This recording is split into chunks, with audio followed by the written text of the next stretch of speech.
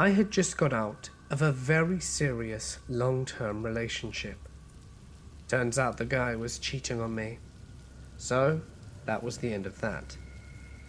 I was really down, and so some of my girlfriends took me out to a club, where I met this guy. I really didn't want anything serious, and was just on the lookout for a quick rebound and something to make me feel good about myself, which is exactly what I thought he would provide. We had a decent night together, although quick, and the next day, he didn't leave. I tried to drop subtle hints, saying that I had to go and stuff like that, but he said that he would just stay here and wait for when I got back. This is when I realized that there was something very wrong with this guy. I told him that he had to go, and that I didn't know what he thought, but we weren't together, and that he had to go now, or that I was going to call the cops. He seemed to get the message then. A few days after, though, he came back. He was just standing outside my door when I got back from work. I started yelling at him, asking what the hell he thought he was doing, and he tried coming up with some lame excuse that he was feeling really down and thought we could have one more go. I was disgusted, told him no and to never return. That's when the stalking began. He would always drive by my house. I even learned his registration plate. He'd always be there. He managed to figure out my schedule pretty quickly. He'd drive by when I was doing my evening run, which made me then go to the gym, which he then promptly joined. So I quit the gym and started going running with a friend. Guess who learned how to run behind us fairly after that? It started to get on my nerves. And after about 3 months of putting up with this bullshit, I decided to confront him. So I elaborated an ingenious plan. I got 4 of my guy friends to come meet me at a bar. They were going to go there earlier and stand at different spots. So when the guy would come in, and I'd give a nod to indicate it would be him, they could make it very clear that he was no longer welcome in my life. I thought this would be a great way to exact revenge on someone who had made my life very uncomfortable for 3 months. But you know what? He never showed up. I started to wonder, how did he know that this was a setup? My mind started racing. Had he bugged my apartment? Could he read my text messages? I was clueless. For the next few days, he didn't really show up anymore. I hadn't seen him, and wondered if the fact that I'd even tried to orchestrate this plan meant that he was just off the radar now. I congratulated myself, but it wasn't meant to be. You see, it turns out that he was just a little bit sick. He couldn't go out and stalk me those days, and he missed my great plan. He let me know this by catching up to us running, and sneezing all over us. Delightful. So, I tried to act out the plan again. And 2 weeks later, we went for it. I showed up at the bar, and lo and behold, not 20 minutes later, did he decide to join us. I was just talking to my girlfriend Sally, when out of nowhere, he comes in and sits right at our table and starts trying to initiate conversation. That is when my guy friends show up and start having a little chat with him. Now, he's not the biggest of guys, and he of course gets very nervous and starts crapping himself. They make it very clear that he is no longer welcome in any aspect of my life, and that if he tries to stalk me again, he would be in a bad place. That seemed to have done the trick. A year has passed now, and I haven't seen him since, which I'm very glad about. I think there must be a few screws loose up in his little head, which is a shame, because he's not a bad person, but he needs to know that people should respect boundaries, which I think it's something that he has a trouble understanding. My ex. After we broke up, we were still friends, and she told me that after about a month that we'd broken up, she was being stalked by this dude that was on the bus with her one day. He was autistic according to the cops, and didn't know what he was doing.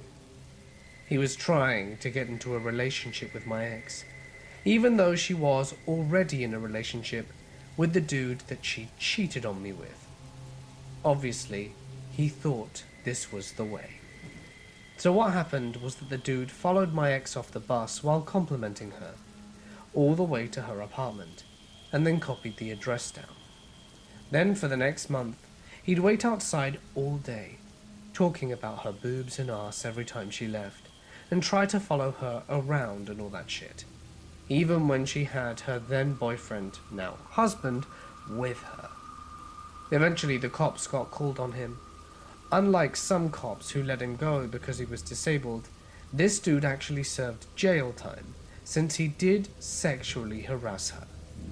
After that, he went to some facility that dealt with developmentally disabled people where they tried to fix him or some shit like that. We haven't seen the dude ever since the arrest.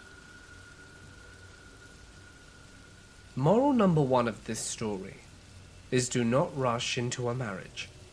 People who have serious mental problems can put on an act and seem normal for a few weeks or months at a time. Shortly after becoming Mrs. Jekyll, Mr. Hyde shows his true colors. Tried to make it work at first because, after all, we're married. But 5 months after the wedding, he turns violent, and the police take him away in handcuffs. I am not the woman to mess with. He gets out on bail, and 2 days later, he assaults both me and another member of my family in a public place and gets arrested. I file for divorce and move out of my apartment. Notice while packing up paperwork that his previous spouse had left him for fear of her safety, and that he's been medically diagnosed with bipolar disorder and has auditory hallucinations. Holy crap. He gets out on bail again, and the justice system gives him a slap on the wrist. I file a series of police reports for restraining order violations, and he continues to email me, call me, and send me packages that UPS forwards. Plus, he's trying to find out where I live. I changed jobs to a new employer so that he can't find my work. Moral number 2. Keep organized paperwork. He had no criminal record at the time this began, so it took almost a year for things to catch up with him. Under any context other than domestic, he probably would have been charged with false imprisonment, attempted kidnapping, and multiple accounts of assault. That kept rolling down to misdemeanors because the legal system doesn't take those things so seriously when there's been a marriage license. Finally, the judge loses patience and locks him up for 4 months. He gets out and immediately scams a relative to find my address. I go into hiding while he dodges a criminal arrest warrant. While these things are happening, his lawyer petitions the court to be released from the case. His second lawyer agrees to the 4-month plea deal because the prosecutor was ready to ask the court for 12 months. He gets out of county jail and he fires his second lawyer, threatens to report his second lawyer to the state bar, and gets a third. The third lawyer warns him that he's run out of second chances and he is staring at a felony stalking case. The latter parts I learned from an old college friend who happened to be a lawyer and whom the ex, for some strange reason, keeps sending copies of his correspondence with other lawyers. At this point, with the real prospect of spending at least 2 to 5 years in prison, the crazy man leaves me alone.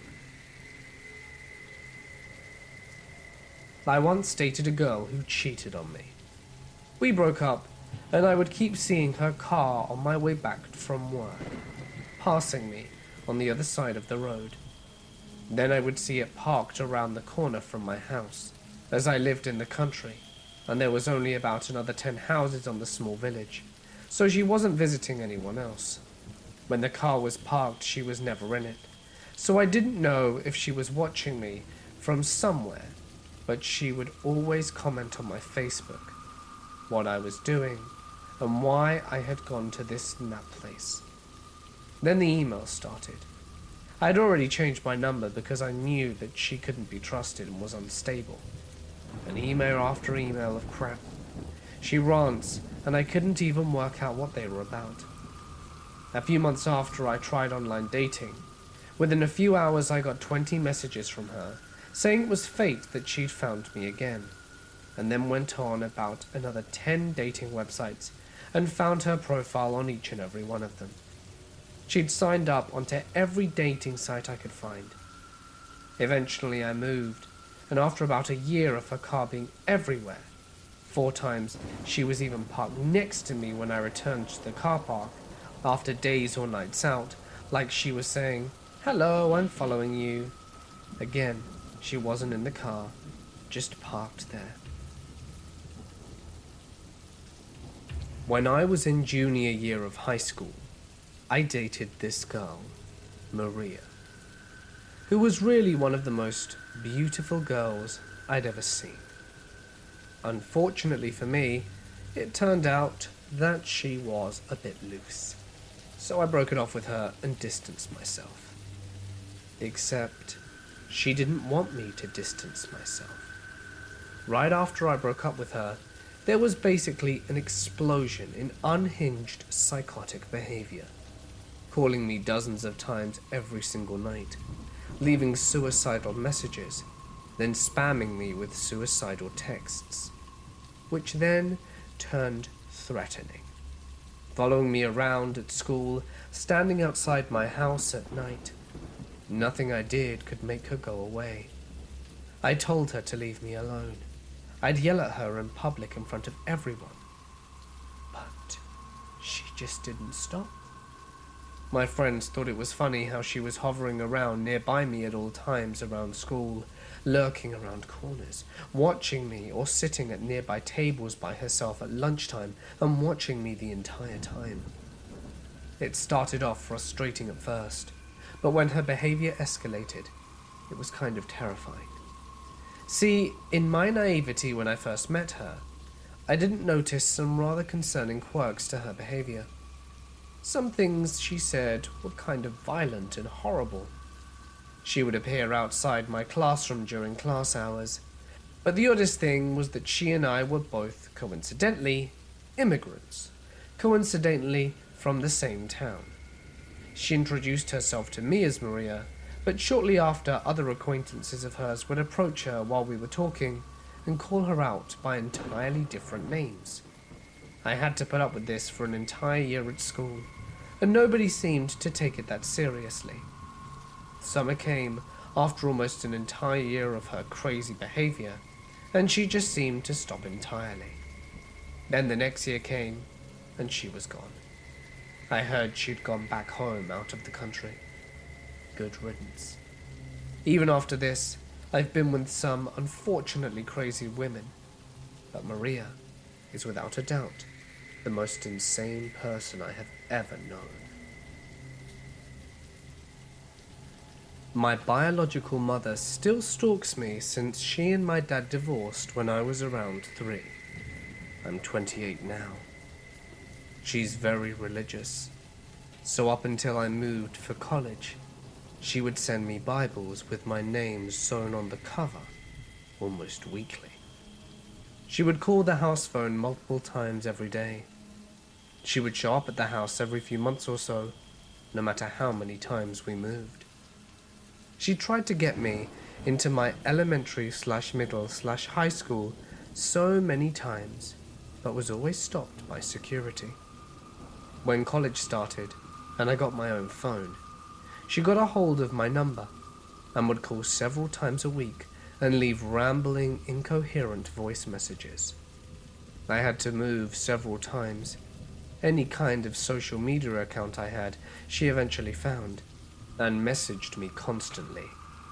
She even tried showing up at my jobs once or twice. Now that I've graduated college, she still calls and leaves me voicemails about every month. All I know about her is that she's a severely mentally disabled lady who doesn't understand that I don't want her in my life ever. I don't care about her, and never will. Cast your mind back to an era where cell phone service wasn't all that great. Internet on your cell phone was barely non-existent, and WhatsApp and the like didn't exist. No.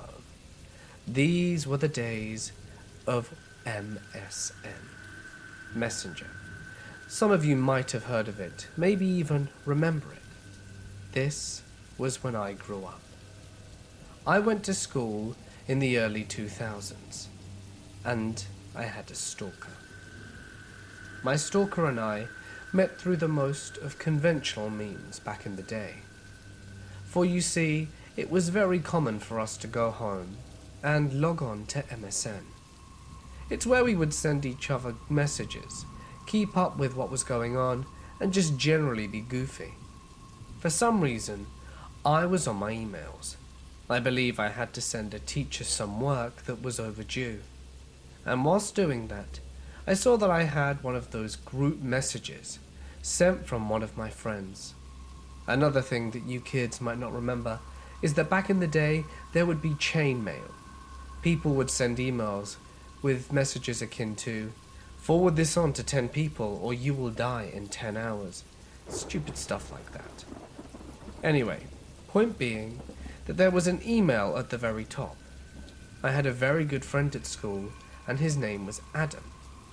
Adam Smith, specifically.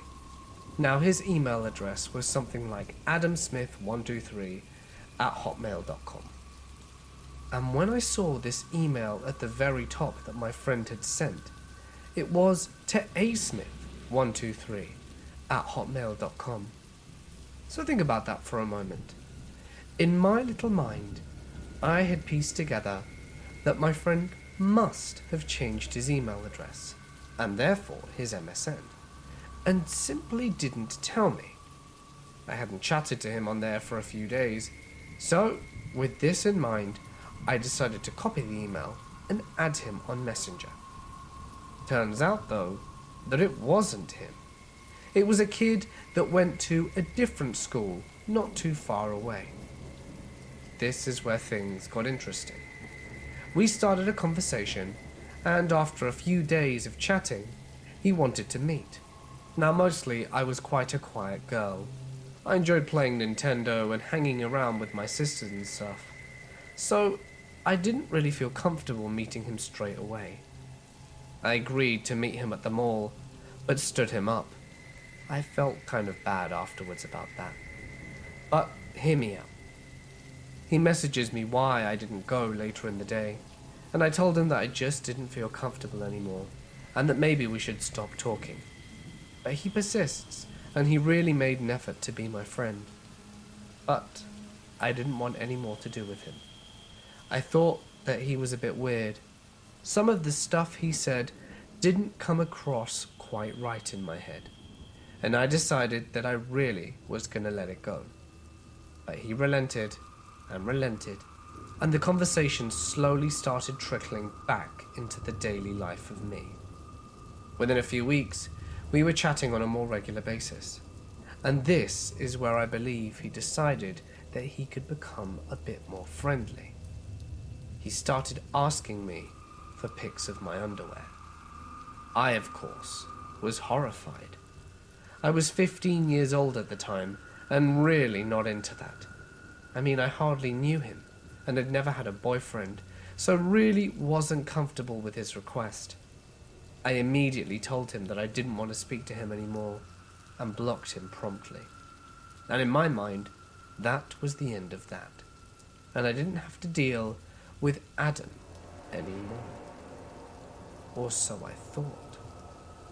As the year progressed, strange things would start to happen. Things of mine would go missing while I would be at school. I remember on one occasion me and a few other girls left our bags on the side of the field while we were playing hockey. So, we come back about half hour later to collect something from our bags, and I go through mine, and it's like half the stuff has been taken out. I tip it all on the grass, and it is all gone. I get home, convinced I must have left it, but it's not there. I tried to pretend it didn't happen, and that I must have misplaced it at some point. But strange things continue. I notice stuff being taken from my locker, and I try and tell staff members that this is going on, but they are either too busy or really didn't care. I tried not to let it get to me, but in truth, this was becoming a very frequent occurrence, and it was really playing with my sanity. After a few years of this becoming the norm, did I finally graduate and was on my way to college. I was so excited. It was the college I'd been dreaming of going to and had worked my arse off to attain the grades for. And that's when I met the most wonderful guy, Aiden. Aiden and I hit it off really well. We weren't doing the same course, but he was one of the first people who spoke to me when I got there, and we really seemed to have a connection. He was even from the same town I was, which I found really weird as I'd never seen him around. We really got on well, and safe to say within a few weeks we were already dating. After the first year went by in a whirlwind, he asked me to move in for the second year, and I did. We were getting along splendidly, and everything in my life seemed to be going great. It was his birthday in a few weeks, and as I really wanted to prepare something special, I decided to make something personal. I got some pictures of us and tried my best to make sure he would have a great day. That's when I remembered something. He kept a big box of junk underneath his bed, and I swear he told me that he had pictures in there. Pictures of us, ones that he'd taken with his Polaroid camera, and sort of just left in the box. I thought he wouldn't mind if I took some, made copies, and put them in this collage that I really wanted to do for us. Whilst I was going through the box, I noticed he had a few undeveloped photographs. You know, the ones in the rolls that come out of those old-style cameras. This intrigued me. I thought it would be a really great gift if I got all of them developed. Maybe it was something that he had meant to do, but had forgotten. So, I grabbed them up, as they were quite plentiful, and decided that I would try and get them developed quickly. So, I drove down to the store and handed over at least 14 of these rolls to be developed.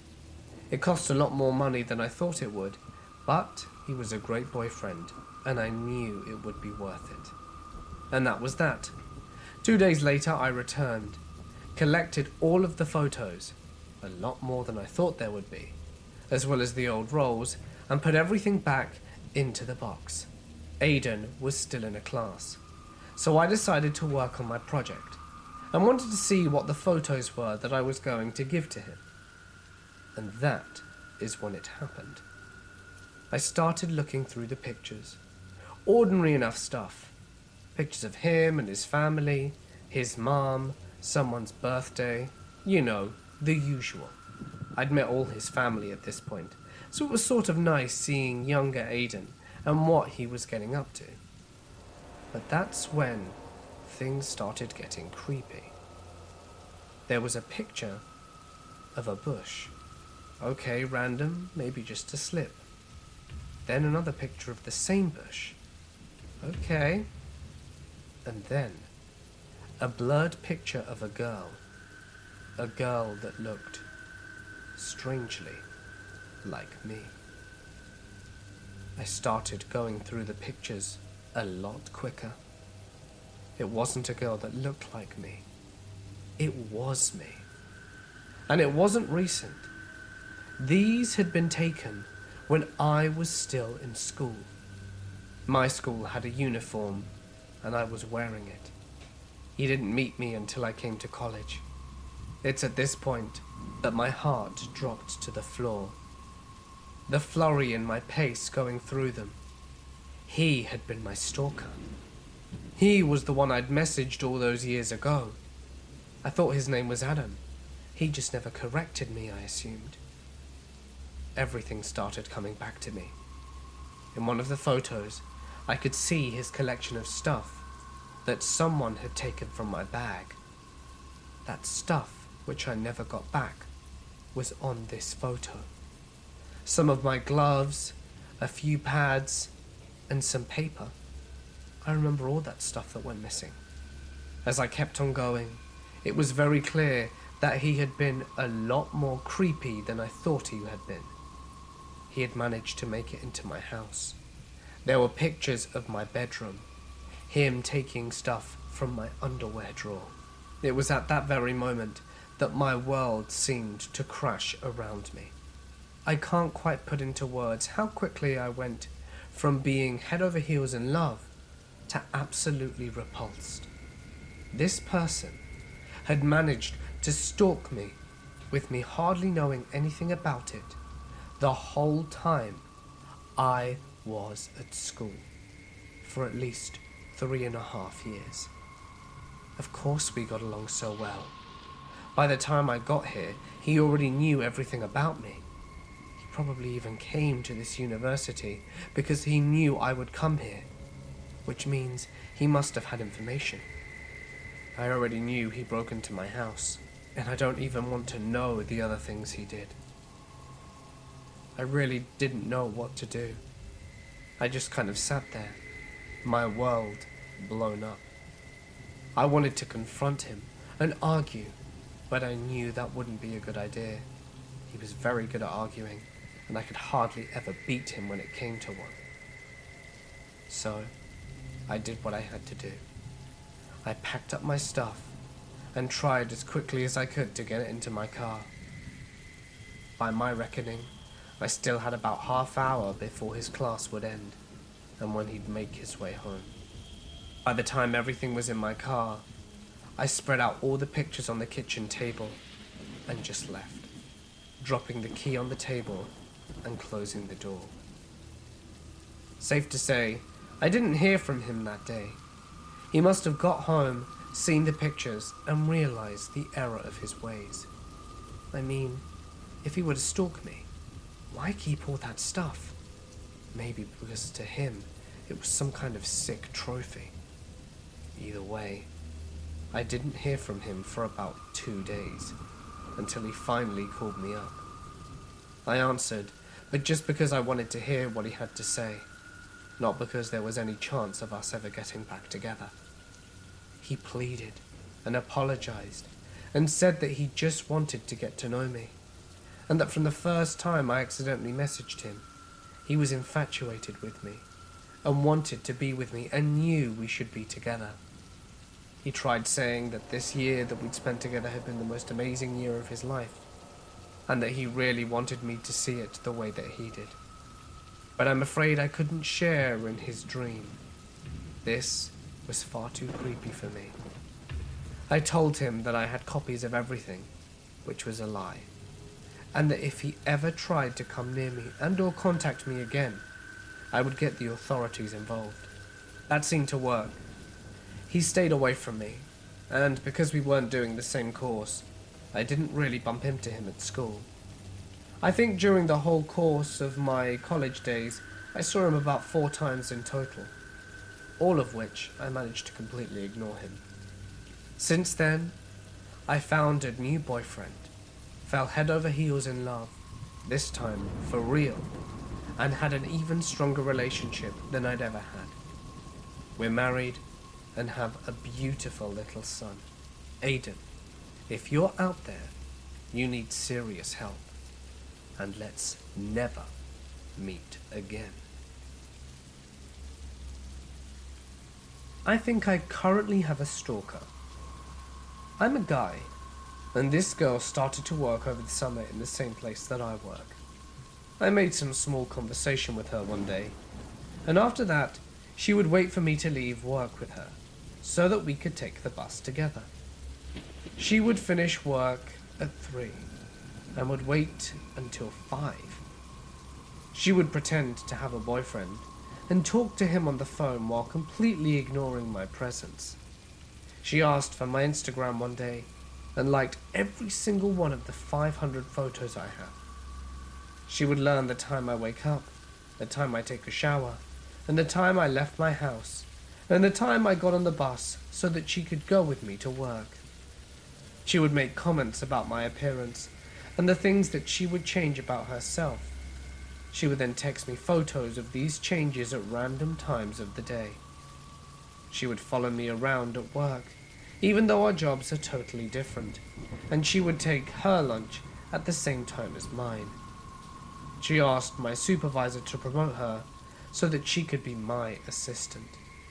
She would show up to places I frequented where I never saw her before, like the bar, or the movies, or the ice cream place, or casually walking around my block.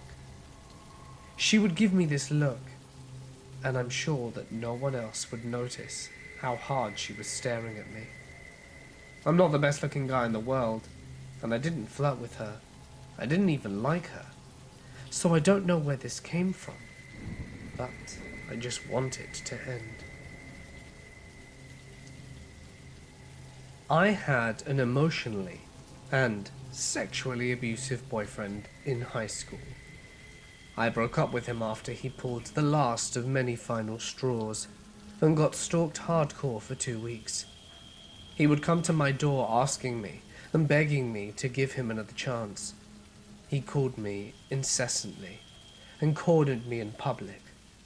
Luckily, my dad had my back and told him off one day, and I didn't see him much after that except at school. Fast forward a few years, we're both graduated, then had been for a couple of years. I was working in a grocery store as a cashier at the time when he comes to my line.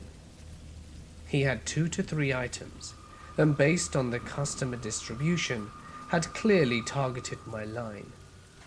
I surprise myself with a massive panic attack, and he leaves before security can catch up with him. Wash, rinse, and repeat a few times over a few months. Turns out he'd gotten a job a few buildings down, and found out I worked at the grocery store. Security never caught up with him, because he would space these visits out, and would only buy a few items like the first time. I had completely thought I was over everything that he had put me through. While that turns out it's true on an explicit level, on an implicit level, I'm terrified of him.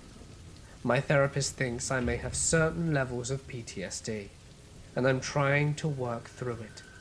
It's very frustrating. In college, I knew a guy who was diagnosed with Asperger's. He fixated on a couple of women, including me. We were in a sci-fi/fantasy club together. I'm not sure how much of this was his inability to pick up on social cues, but it was pretty bad. He would pop up unexpectedly on campus, follow me around a little, and say really awkward things to me like, "You should dress up like Angelina Jolie from Hackers."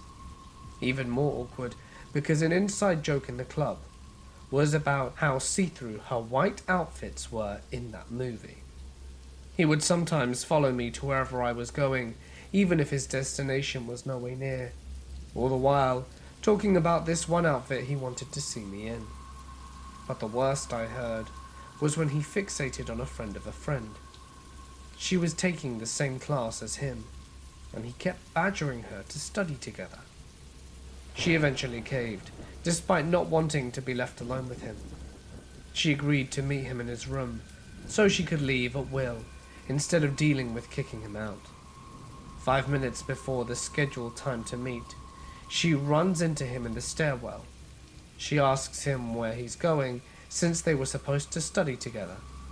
His response was, "I figured you weren't going to show up, so I was coming to get you," like he was planning on getting to her dorm early, surprising her, and bringing her to his room, even though she clearly didn't want to go. I dated a guy for 3 years. After we broke up, he started calling and texting me repeatedly, all the hours of the day. Sitting outside my house, day or night, driving past my house 4 times every day at least. He'd come onto my property, knock on the doors and windows and ring the bells, jiggle the handles and knobs, and stand outside at his truck staring up at my bedroom window and make faces at the house, and yelling things like, "Open the door, I know you're in there." When his efforts were met with silence, he started contacting members of my family and letting them know that he was going to kill himself. I contacted the police and they told him to stop, and he did, temporarily. A month or so later, he showed up again, and this time my stepsister answered. She didn't know what was going on. He spat insults at me and demanded I give him an explanation for breaking up with him, and that I owed him, then threatened to kill my current significant other. The police were contacted again, and they were severe with him, and a no trespass order was put into force, that he wasn't allowed to contact me or to step foot on my property. About 5-ish months later, he started driving past my house repeatedly again. So I started documenting it with a journal with dates and times and details for about a month. Until the day before Christmas Eve, he violated his trespass order and came up onto the property again. About a week later, he was arrested for criminal trespass, stalking, and contacted me when he wasn't supposed to. 5 months and about 7 court dates later, he pleaded guilty to the criminal trespass and was fined and given 2 years probation and 300 hours of community service. I also requested that he have a psychiatric evaluation and be put into therapy. It's been close to 2 years now, and I'm happy with my current significant other, and I haven't heard from the Stalker ex since, but we still live in the same area, so I still see him driving his very distinctive vehicle here and there, but at the very least, he now leaves me alone.